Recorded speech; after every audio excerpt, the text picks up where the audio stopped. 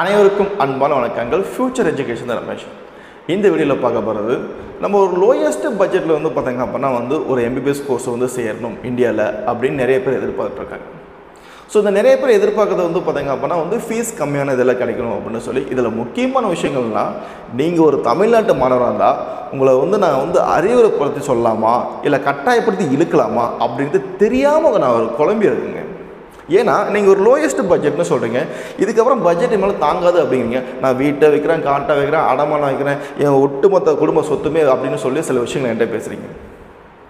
அவங்களுக்குலாம் என்ன சொல்கிறேன் அப்படின்னா, தமிழ்நாடே பிடிச்சிட்டு இருக்காதீங்க, வேறு சில மாநிலங்களுக்கு போங்க, அங்கே கம்மியான பட்ஜெட் தான் சேர்ந்து நீங்கள் படிங்க அப்படின்னு 1,00,000 முறை அறிவுரை சொல்லியாச்சு.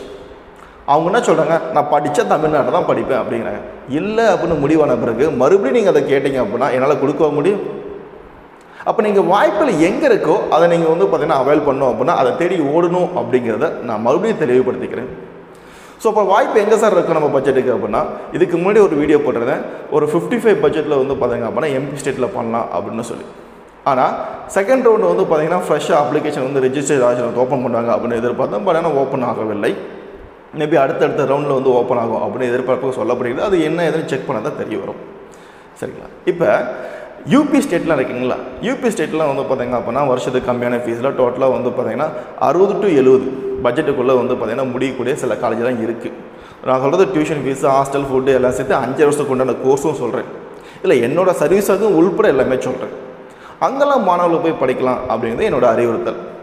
சில பேர் நினைக்கிறாங்க அதெல்லாம் காட்டுத்தரமாக இருக்கக்கூடிய ஒரு ஊர், அங்கே போய் எப்படி வாழ்கிறது அப்படின்னு சொல்லி.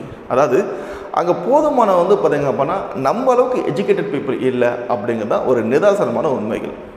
இது மக்கள் நல்லாவே புரிஞ்சுக்கணும். ரெண்டாவது, நீங்கள் மெடிக்கல் எஜுகேஷன் படிக்க போகிறீங்க அப்படின்னா அங்கே உரிய பாதுகாப்பு இருக்கும் அப்படின்றத நீங்கள் முழுமையாக நம்பலாம்.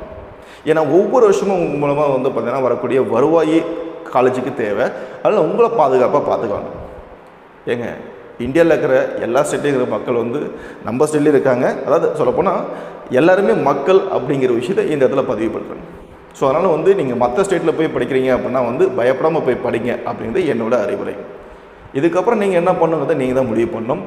எனக்கு கால் பண்ணுறவங்க, சார் நான் காட்டை வைக்கிறேன், வீட்டை வைக்கிறேன், அடமானம் வைக்கிறேன், கடன் வாங்குகிறேன், லோன் போடுறேன் அப்படின்லாம் நீங்கள் எதாவது மைண்ட் செட் இருந்ததுன்னா நீங்களே வச்சுக்கோங்க.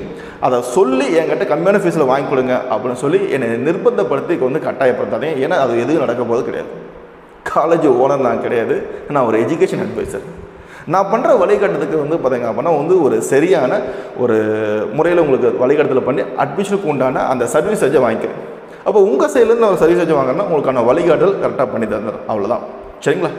ஸோ இதில் காலேஜுக்காரங்க ஆஃபர் கொடுத்தாங்கன்னா அந்த ஆஃபரை பற்றி தெரியப்படுத்தலாம். இல்லை வாய்ப்புகள் இல்லை அப்படின்னா எங்கே வாய்ப்பு இருக்குது அப்படின்னு தெரியப்படுத்தலாம். இதுதான் என்னால் பண்ண முடியும்.